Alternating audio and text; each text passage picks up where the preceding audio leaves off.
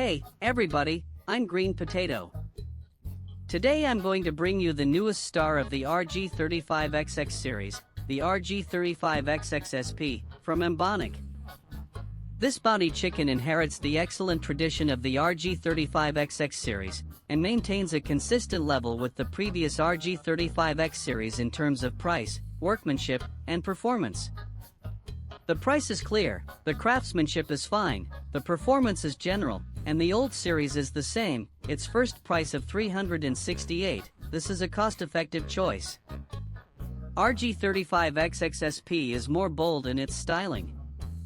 Like Nintendo's classic handheld GPSP so far. Almost all the elements that can be reproduced are presented one by one. And the fusion of retro feelings and modern technology. The workmanship is even better than the original.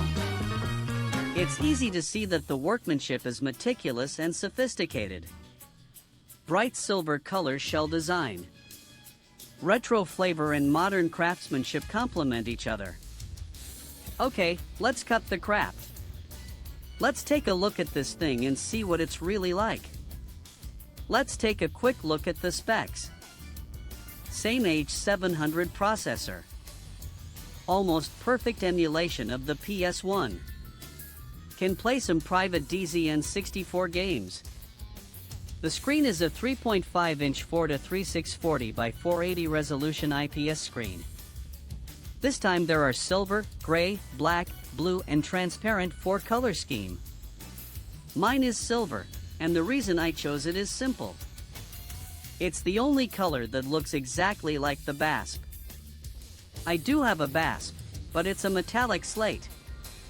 The reason I bought a metal SP was because I thought the original BASP is now subject to aging, bumps, skid marks, paint loss, loose spindles, etc. The original was supposed to be thinner than the 35XX-SP. Coincidentally, they are almost the same thickness. The 35XX-SP has a 3.5-inch 4:3 screen, so it's wider and longer. You can see that the location of the buttons and ports are basically the same. Do exactly the same, lawyer shouted warning.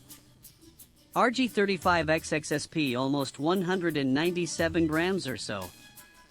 The first impression of this thing is very thick. After unfolding, it's much better. It's an elongated version of the 35XX. A quick look at the buttons and ports. Headphone jack on one side.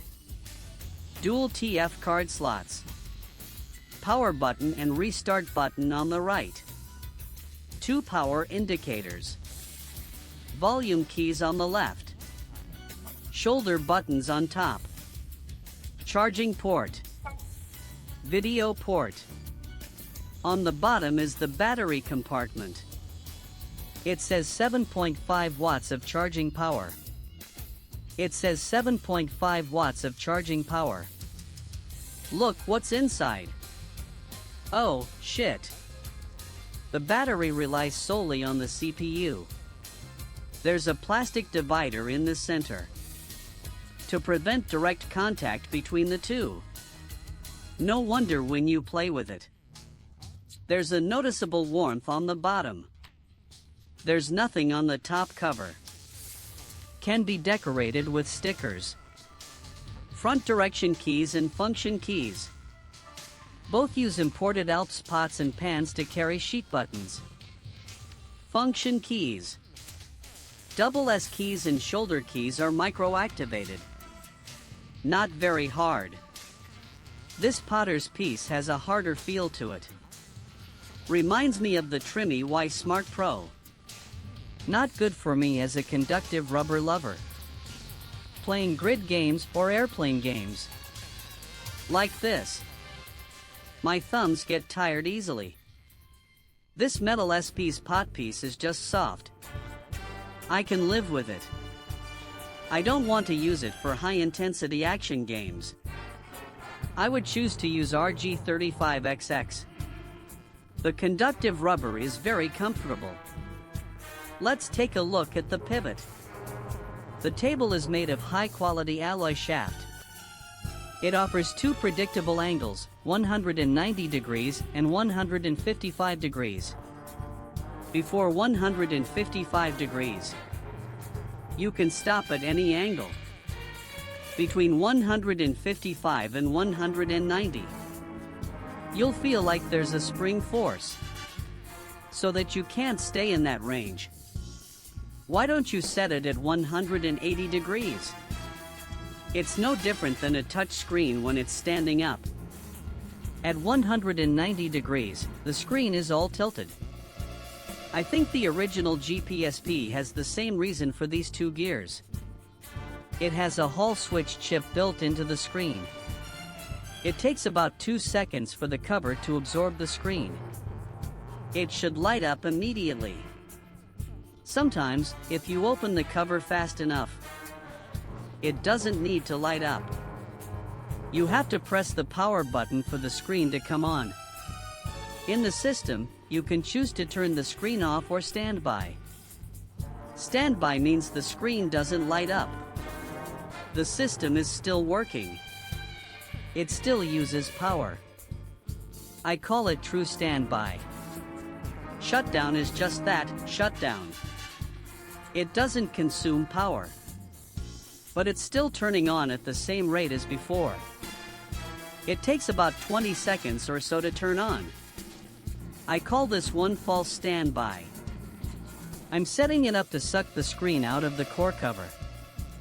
Short press the power button to turn off the machine, because it's a new mold. And when I plug in the SP, there are some minor problems in the details, especially at the top cover seam. You can see that it's not flat. And this cover, I advise you not to close the seam tightly. Look, there's no light leakage on my screen, right? In fact, when I first got it, a little bit of light leakage. It's because the screws were too tight. Take out the rubber pad. Loosen the screws and you'll be fine. But the gap will become wider, and the pad will stick out a bit. The texture of the whole machine is still good. The surface is smooth and frosted. It's said to be protected by oil pressure. It's similar to applying layers of gasoline. I don't think the paint will come off like the GBASP. Let's compare with RG35XX. Because there are two more edges. SP is a bit wider, plus the lower bladder and pivot. The grade is bigger than RG35XX, but together, it's more portable.